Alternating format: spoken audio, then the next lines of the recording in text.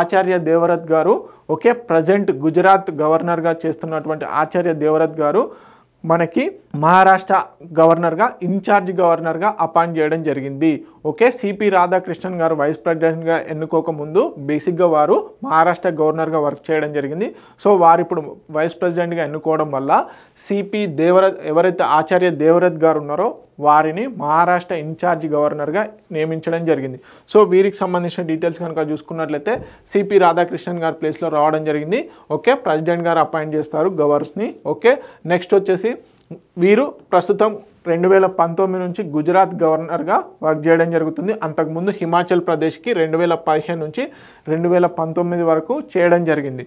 So వీరు ప్రధానంగా advocate of natural farming, environmental conservation, Gandhian ప్రిన్సిపల్స్లో భాగంగా వీరికి పెట్టింది పేరు. అందుకని చెప్పేసి వీరిని ఫస్ట్ హిమాచల్ ప్రదేశ్ గవర్నర్గా చేశారు, తర్వాత గుజరాత్ గవర్నర్గా చేయడం జరిగింది. 2019 నుంచి వీరు గుజరాత్ గవర్నర్గా ఉన్నారు.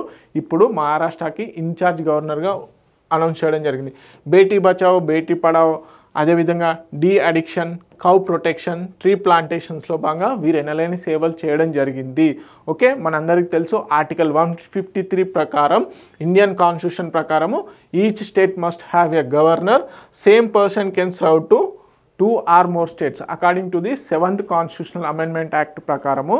ఓకే, ఆర్టికల్ 153 కింద బేసిక్గా ఒక గవర్నర్ ఒక స్టేట్కి ఉండాలని చెప్తుంది. కాకపోతే మనకి 7th కాన్స్టిట్యూషనల్ అమెండ్మెంట్ ద్వారా ఏం చేశారు అంటే ఒక గవర్నర్ ఒకటి కంటే ఎక్కువ రాష్ట్రాలకు కూడా గవర్నర్గా వ్యవహరించవచ్చు. సో దాంట్లో భాగంగానే వీరిప్పుడు మహారాష్ట్ర ఇన్ఛార్జ్ గవర్నర్గా ఉండడం జరిగింది.